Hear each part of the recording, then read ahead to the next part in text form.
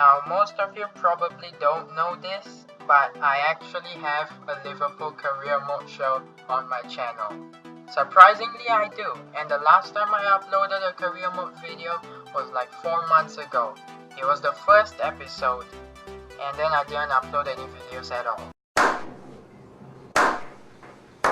But nevertheless, today, I've decided to go back, exit FIFA Ultimate Team and head over to my Career Mode, just to see how things have shaped up. And wow, firstly, look at the date. The last time I made a save was in 20th October 2016. I haven't even entered my Career Mode since then. But well, let's do it and see what happens. Wow, this is amazing. I'm 85 rated as a manager, though I'm not really sure how the manager rating works. But man, I actually feel a bit lost here since I haven't played Career Mode in like forever. But nevertheless, this is my team, guys. Nothing special really, just the current Liverpool players plus a few new signings like Jethro Williams and Mahmoud Dahoud. Well, by a few, I'm pretty sure that it's just the two of them. But oh yes, let me take a look at the table before all this.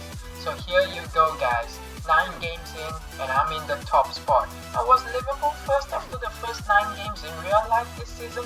Not sure when, but they were top for I think a few days. But nevertheless, Arsenal is second in my Career Mode and Crystal Palace is third. And out of all the teams, Leicester City is fourth in Arsenal's place, just ahead of Manchester City. I literally just realized this now. Alright, so where are the other big clubs? I mean, my Career Mode is so different compared to real life. Okay, so Chelsea is 7th, Spurs are 9th, and Manchester United is 17th, 1 point ahead of my Merseyside rival Everton, with whom they are in a relegation battle with. What a turn of events this Career Mode must have had. This is hilarious actually. I'm so glad I came back into this Career Mode because stuff like this, okay, this can really make your experience in FIFA unique. I remember back in the days of FIFA 11 when I first started playing FIFA, Career Mode was the thing, Ultimate Team. Back then the real thing was Career Mode. For me, well, not just for me but a lot of other people too. But before I get carried away, let's take a look at our objective, which isn't really that interesting to look at, so let's just proceed and play our first game of this episode. Alright, so live from Selhurst Park, my first game in so long, and what on earth is going on with my defense? I think that's a sure. Oh wait, oh my god, what a save. It's still, oh my, what on earth is going on honestly? I mean, 5 minutes in and I almost conceded against Crystal Palace out of all teams. And oh yes guys, look at this. EA have finally fixed Coutinho's hair. If you've played FIFA long enough, especially the Career Mode as a Liverpool fan, the fact that EA kept Coutinho's game face the same all the way since FIFA 13 to FIFA 14 to FIFA 15 to 16 to 17 is mind-blowing. I mean, it seriously annoyed me so much, but thank goodness EA have finally patched it this year. But moving on guys, Philippe Coutinho on the ball, beautiful skill moves, he skills his way past to find Firmino, who calmly slots it home. No way was he gonna miss from there, and he decides to lead the celebration as we lead 1-0. And I obviously wasn't just down there either, as Gini Wijnaldum avoids a slight tackle, finds Coutinho, beautiful body feints, he finds Gini Wijnaldum and he will not miss from there. The celebrations have started, we are 2-0 ahead and that's how the game ends. So it was a decent first game after quite a while. Clean sheet and 2 goals is always nice, and I also dominated this game. But moving on guys to our next game, it is against Watford at Anfield. And by the way guys, I think you guys might have noticed that the amount of highlights that I'm showing for each game has drastically decreased compared to my previous Career Mode videos, like my FIFA 16 Career Mode videos. And the reason for that is pretty simple actually.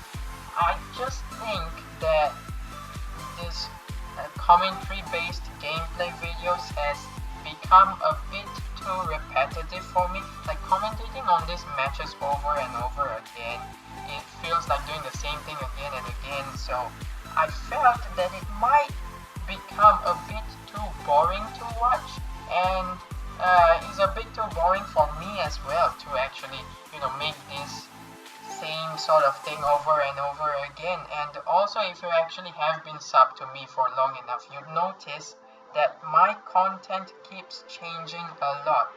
Like sometimes there's FIFA videos, then suddenly a GTA 5 video pops out of nowhere, and then it's simply just GTA again and again.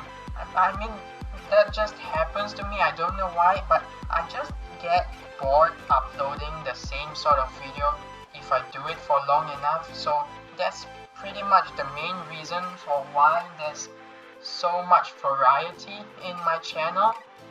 And I'm not really sure if that's a good thing or a bad thing. I mean, some people say it's a good thing, but then again, some people say that it's a bad thing.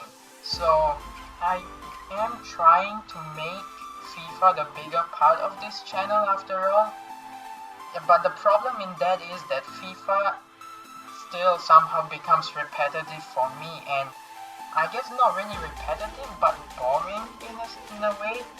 But I guess I just should upload a wider variety of FIFA videos, like career mode, and then sometimes maybe ultimate team, and sometimes perhaps pro clubs. But well, the problem for me is that I do have school to attend, and the biggest problem is that I don't really have time. So I guess I'm still working around to see what suits this channel the most. But nevertheless, guys, take a look at this goal. Jordan Henderson, first time volley. What a goal. I know it's a poacher's goal, but still, what a volley that was. So it's 1-0, and surprise, surprise, the game ends 1-0.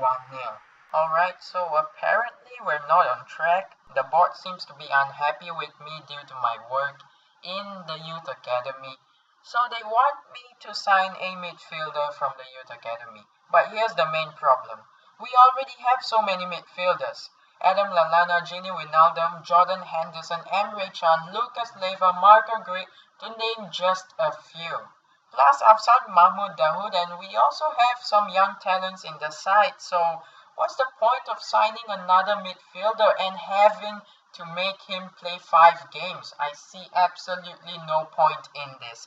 But nevertheless, guys, moving on to our next game. It is against Southampton. Now I know the game in real life ended 0-0. It was one of the most boring and dull 90 minutes of Liverpool's season. But nevertheless, I do hope that things change in FIFA, and hopefully it will be a fun and exciting game. Fun and exciting game. But I've got something to show you guys. As you can see, I have actually tweaked the sliders quite a bit, and it's to make gameplay harder for me but still keep it at a fun level. And also, I've handicapped my keeper's ability. Cause Liverpool's keepers are always shite, and I'm gonna be playing with these settings from now on, starting with this game, which I drew 0-0. But moving on to our next game, it is at Anfield, Liverpool versus Sunderland, and I can assure you that this will be different. This game will not end 0-0. So, moving on to the 28th minute, Philippe Coutinho on the ball, passes it to James Milner, strikes it from long distance, and he finds the back of the net. Straight out of a training drill, James Milner, what a strike. This angle makes it look so devastating for the goalkeeper. There was no way he could have saved it. But I obviously was not just down there. Jordan Henderson finds Coutinho, and what a way to win a penalty. I mean, that's a hilarious penalty.